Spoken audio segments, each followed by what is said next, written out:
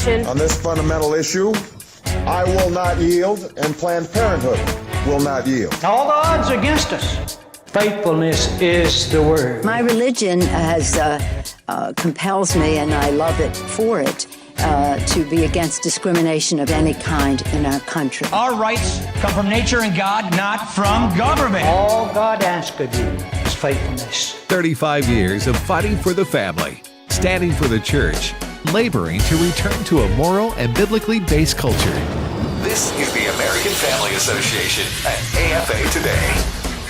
And it's Kevin McCullough in the studios of AFA Today, and we are glad that you're with us all the way into the big, bold city of New York and everything that goes on here, including strange, crazy mayoral races and other items that we've got that may not be, in keeping with what the rest of the country, what I call the real country, deals with on a regular basis. I'm glad to be with you and thankful that you've taken some time to be with us for the middle of the day here on AFR Talk. We've got some very interesting things to get to. The president speaking at the UN today. The new top dude in Iran is now in the country, and there's going to be this kind of desire to sit down and have this discussion about nuclear weapons. And I don't know, does anything ever good come out of that? It seems like when we have these discussions with people that are really committed to bad things, it doesn't really ever do anything. That's just my cynical outlook on it. Maybe I'm wrong. Yesterday I was told I was far too cynical, not by management staff or anybody that has any real influence in my life, but from a couple of people that listen to the show, and they said, Kevin, you sounded very, very critical yesterday, very negative. Well, let me clear something up for you in case you were the least bit confused about what I was talking about yesterday. I was being quite critical and quite negative. So I just want you to just know right up front that, yes, that was the purpose of what I talked about yesterday. Because, see, I don't think that a prophet always has to be the rosy, sunny, shiny, everything's good, let's have a rainbow. In the non-homosexual version, let's have a rosy day all day today. I don't think that's normally what prophets did, and I think that there's a certain degree. I'm not saying I'm a prophet from the standpoint that I can see the future or anything like that. No, because my predictions are horrible, and I'd have to be stoned. Like I didn't think that the Cowboys would beat the Giants in Week 1, so I said that, and then they won. So I would have to go be dragged out literally and be stoned at that point. But I do think that God has given me a certain degree of insight and calling to speak prophetically to the culture that is around us, and that's what we do. That's what we try to do. We try to speak truth to where confusion is. So we actually try to obliterate the confusion, replace it with truth, and then try to get everyone to pursue clarity. And if we do that, friends, we will make at least the spheres of where we live and the experiences that we're having be ones that people can trust a great deal better, because it's built on the solid rock of what truth is. So having said that, had a very interesting day yesterday in which we didn't talk about news, but today I need to talk about news. Yesterday, in fact, I was going to talk about this zero tolerance policy and this idea that spanking is still allowed in 19 states. The states that have disallowed spanking, they want to try to force the 19 states that have allowed spanking to be done away with that, but I don't think that that's good either. But I left that story for the Calvin McCullough show. Some of you caught that in the evenings on these some of these same stations. But today, I've got an even more important scenario for us to discuss, to think through, to walk through together. And it stems from the lovely metro of Virginia Beach, Virginia. That's where this story and Andy Fox of News 10 reported on it last night.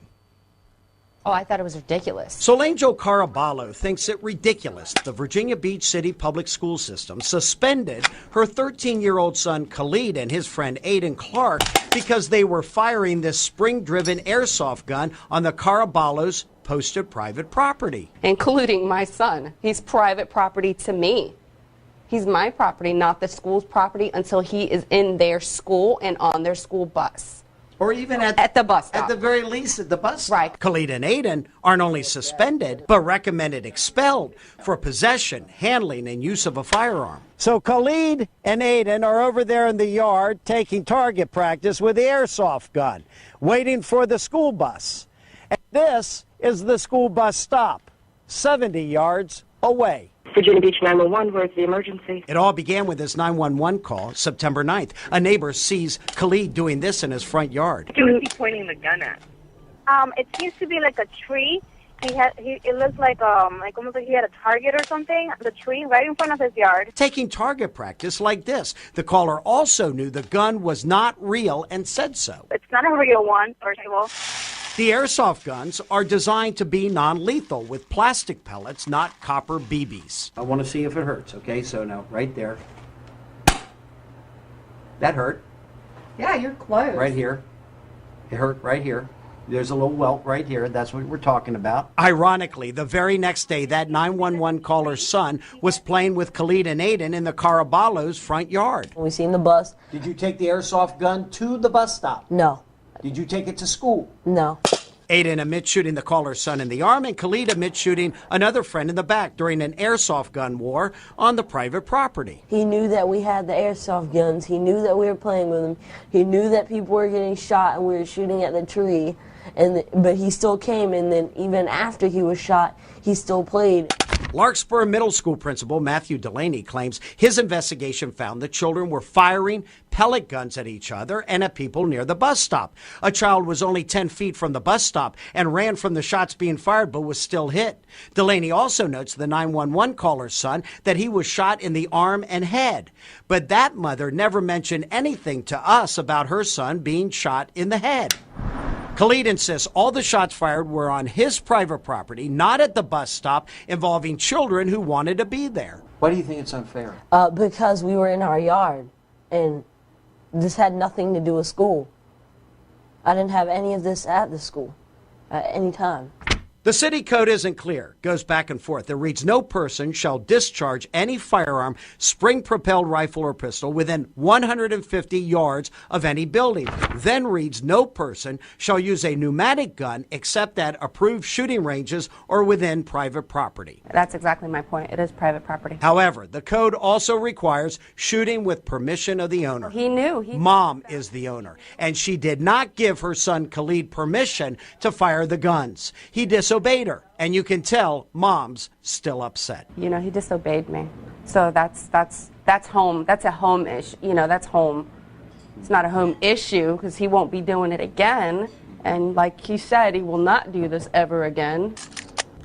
Virginia Beach police say they do not proactively seek out to enforce this code unless the juveniles are not exercising reasonable care. Reasonable care is defined as the gun is discharged in a manner so the projectile is contained on the property by a fence or backstop, like this fence, or the backstop that catches Khalid's pellets during target practice.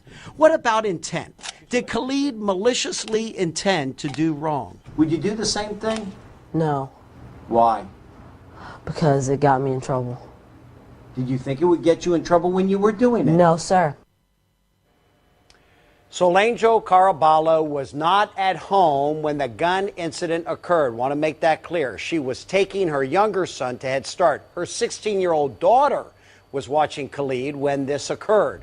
We are told a final decision on expulsion, we were expecting it today, was delayed until tomorrow morning. Go to wavy.com to see a full All right, so statement. that's how Channel 10 reported it last night in Virginia Beach, Virginia. And a little bit longer news wrap. Most news wraps are about 2 minutes. That was closer to 4. But there's a lot of detail in there, and that's part of the reason why this is so important. Zero tolerance policies, generally as a rule of thumb, tend to be horrific ways of writing law. And yet they're very common. People will frequently decide that they need to issue some sort of zero tolerance utterance in order to, quote, protect the future generations, et cetera, et cetera. But you just heard with your own ears, saw with your own eyes, if you're watching by way of the video channel, that this is a clean-cut kid playing in his own yard. The yard literally 70 yards. And, by the way, across the street and down the block. Those of you listening by way of radio, you wouldn't have been able to see that, but the video showed very succinctly that it was across the street, down a block, and it was at the next corner that where the bus stop would occur. So how do we get to the place where a school district feels they have the right to reach into the safety of that private home, the barrier of that private home, the privacy of that private home, and seek not only suspension of this child, but possibly permanent expulsion from the school district?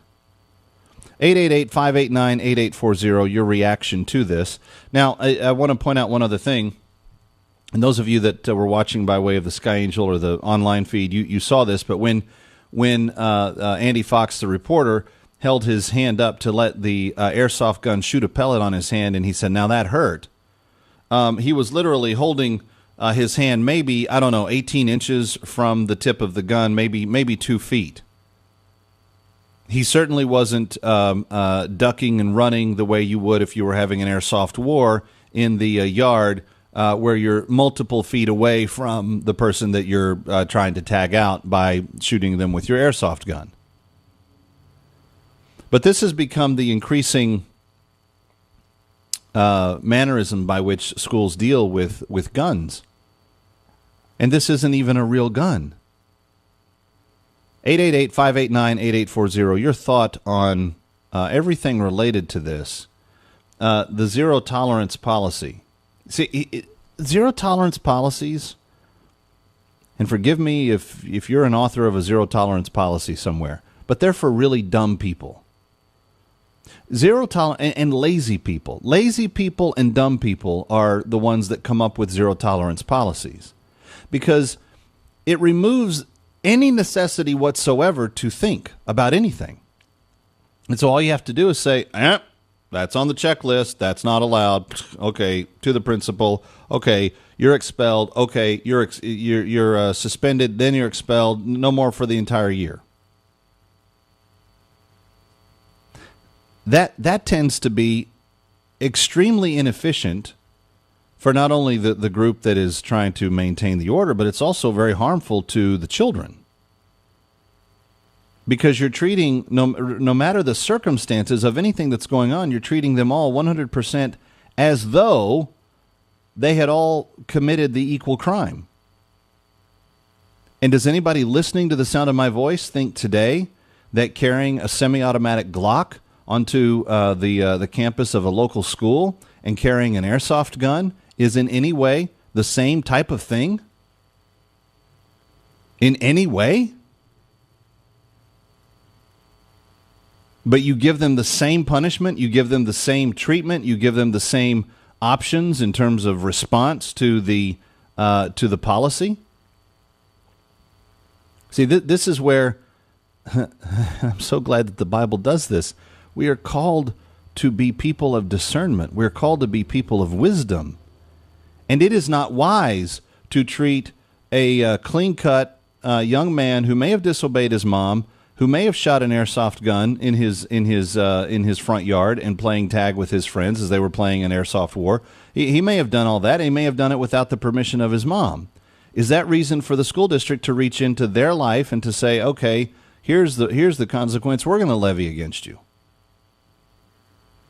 And how is that even close? How does that even remotely resemble the policy that they have towards actual firearms? See, I don't think you should enforce that if he's playing with a paintball gun. And a paintball gun, I've played paintball. It leaves welts. Those suckers hurt.